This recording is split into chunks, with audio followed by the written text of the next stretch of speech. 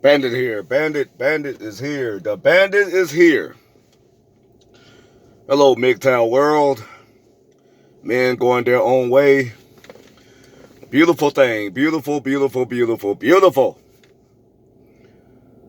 About to get in here and work out in the gym before I actually go to work today. If I go to work, I'm going to go in the gym, pump some iron, get the monkey off my back.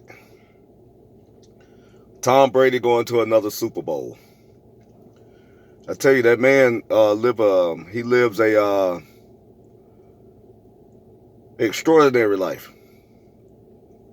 Extraordinary life. I mean, if he ever say, well, if I ever came back to this world, I want to be me, he's one of those guys that would say that. If I had a chance to come back to the world, I would want to come back as me. He's one of those guys that would want to see that, because he'll want to see that because he's a winner. And that's what I'm trying to teach men on my channel, to become winners. But to become a winner, in and out, you have to get rid of certain things that's blocking you from becoming a winner. You have to do the work. You have to research. You have to put in the time. What I mean by that, you have to have time for self-reflection. Look at yourself in detail and criticize yourself and critique, which is the same thing, but criticize yourself. Critique yourself on everything in the benefit of making you better as a man.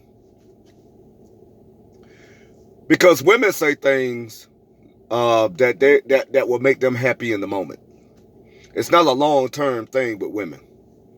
It's not long-term. It's whatever make them happy at the moment. I'm happy right now. What are you going to do 30 minutes to an hour from now? I'm bored. Yeah, you had me an hour ago, but what's going on now? And you have a lot of men operating that way. And I'm trying to teach men that we don't supposed to operate like women. We're different. We're different. And so that's what I try to teach on my channel.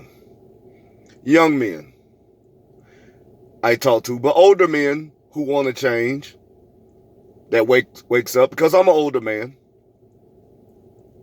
And so I'm an example that, older men can wake up. But you have to want it. You can't be complacent. You can't be content. You got to get a fire up under your ass. So it can motivate you to want to do better and be a leader. And be of the hierarchy that you're supposed to be. You're supposed to live it. It don't come easy. It don't. But that's why you're a man. We do the hard things in life. It's courageous. Women will call it patriarchy, toxic masculinity. That's what women call it. I call it being brave. Okay? Now that I got that monologue out the way, let me go into my subject. I got an interesting phone call yesterday. I'm at the beautician, getting my hair washed and getting everything blowed out and everything, getting it in my ponytail, And I got an interesting phone call from my oldest son, mom. Oh, yeah. I'll tell you her first name. Her first name is Carla. Carla called me about our son that's about to be 22 years old.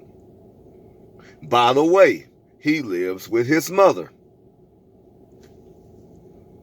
Now let me get into a little backstory about this whole situation, because it's very important for men with children that wanted to be in their child life, and the women fought you tooth and nail.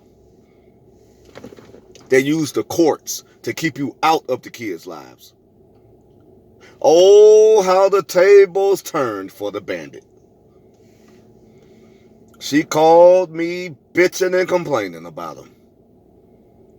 He got a bad attitude.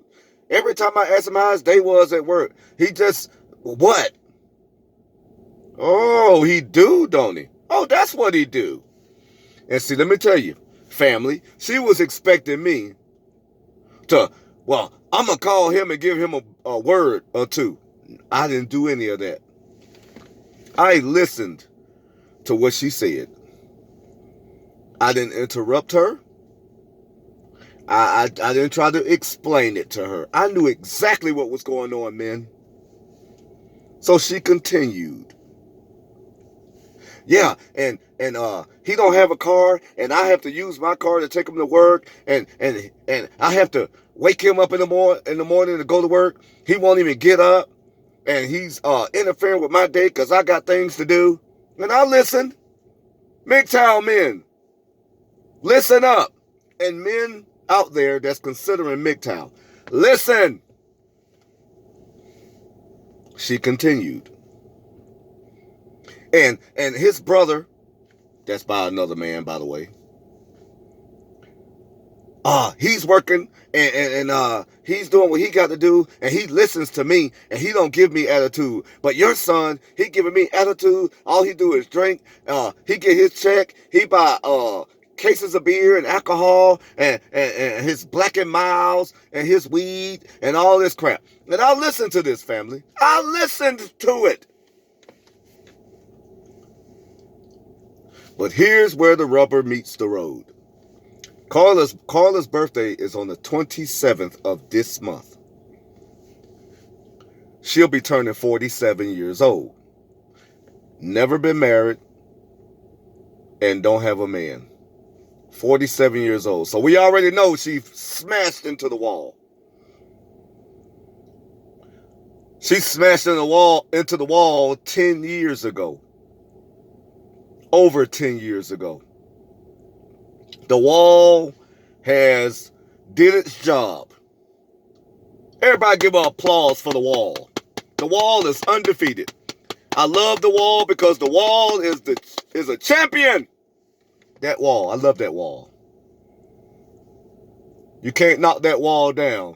You try to smash into it hard as you can, women. That wall ain't going nowhere. You just gonna have all that mess on you. But here's where the rubber meets the road. Her birthday is on the 27th. She said, my son said, this is what she said that my son said to her. Hey, Mom, you're going to have to wait till February, maybe the first or second week, before I can get you a gift. Because I have things to do, and I can't get you a gift until February. And this is how my son's mother responded. Why I gotta wait till February to get something from you? I'll take you back and forth. This is what she's saying to me on the phone. Listen up, family. Why do I have to wait on a gift from you? I take you to work. I take you back and forth to work. You won't go and get your license. You won't go and get your car. You hanging out with your friends. You smoking. You drinking. You got a bad attitude, and you want me to wait on a gift? And she was yelling at me, telling me how unfair it was that my son was treating her like this. See, a man that's not equipped with the knowledge of how women are manipulating their children and the government is manipulating the women, and then the women pass that on to the children, and then they destroy the man with it because the man don't have the knowledge to fight back. After she said all that to me, I simply said this to her. I said, he don't owe you nothing, Carla. He don't owe you anything. I said, you know how many Father's Days have came by and went? You know how many birthdays I've had that have came and went? You know how many Christmases that have came and went? I said, I've never gotten a birthday gift. I said, I've never gotten a Father's Day gift. I haven't gotten much as a card from any of my children. Nor did the mothers teach them to, hey, do something special for your father. Let's go get a gift for your father. No.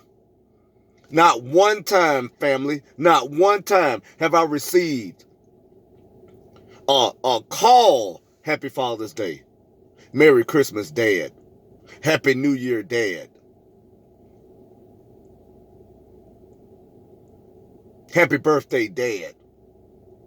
But this woman sat up there on my phone at the other end of the bandit phone and said that it's not fair that her son is putting her on the back burner due to the fact that she is catering to him. This is where she got mad at me. I said, that's what you get from a son, husband. She said, what? I said, you heard me. I said, this is what you get from a son, husband. She goes, well, you're not going to talk to him? I said, no. I said, my son's a grown man. He's not a child no more. He got to find his way in life. I said, I've already put information into my son's head.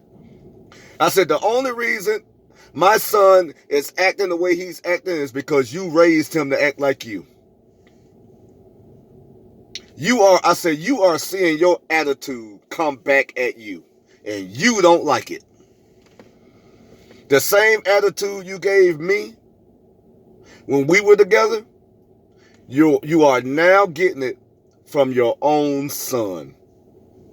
Deal with it. I said, now I have some football that I got to watch, which at that time the Buccaneers was about to play Green Bay. And I wasn't going to be on the phone with a woman who had raised her son, kept my oldest boy, kept him from me. I had to fight to see him. I tried to get my oldest son when he was 15. No, he was 16. He was 16 years old. And he was working and going to school at 16. His mother had him working to help her. And now his younger brother is working to help her. That's what single mothers do to their children, especially in the black community, that their sons become son husbands. You end up in your 20s laying up around your mom. Very disgusting. I told my son, I said, son, when you get 18, you got a job, you're making money, go get you a room. Go get you a studio apartment. Tackle life. I was even going to give him my car and get me another truck. I was going to get a truck and give him my car. Okay?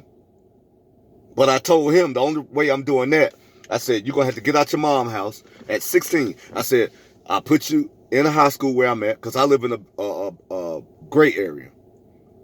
I live in a great area. I said, they got good schools.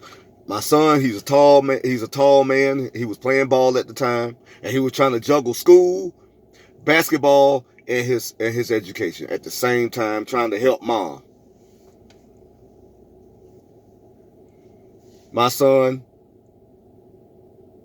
was in the car with me, and he stated to me, now, man, I got a lot of pressure on me. Mom want me to do this, and I'm having a hard time sleeping. I'm falling asleep in class. I said, son, I said, you have two parents. You have two parents.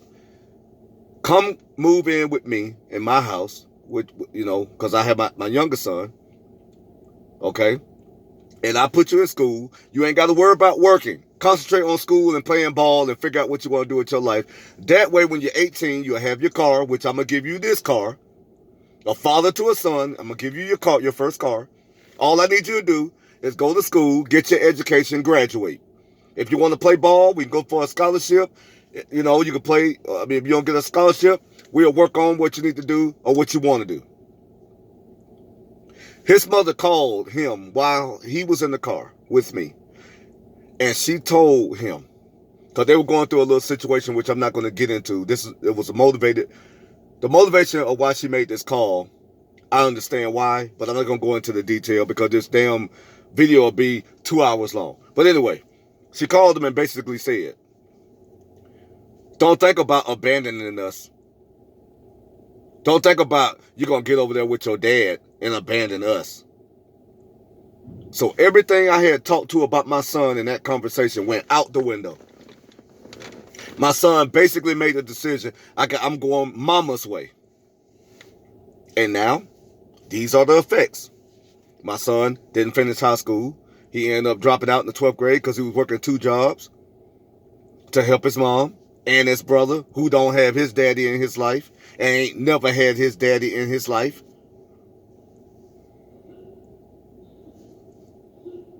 And now that child support is over, she ain't getting all that money from me.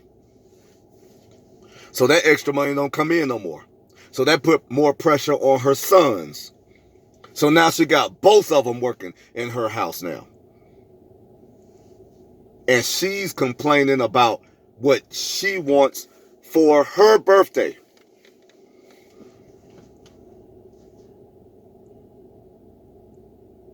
And so what I'm trying to tell you, family, young men that don't have kids yet, be very careful. Be very, very careful. MGTOW is the only way to go. Men going their own way. Don't get caught up in the system. Don't get caught up in the state. And my message to her was, you raised them to be that way. When you look at your son and every attitude he get with you, every time he's doing something stupid and ignorant and dumb, it's like looking at you. And you can't stand to look at yourself and realize I am a very crappy person. And my time have ran out. Bandit is out.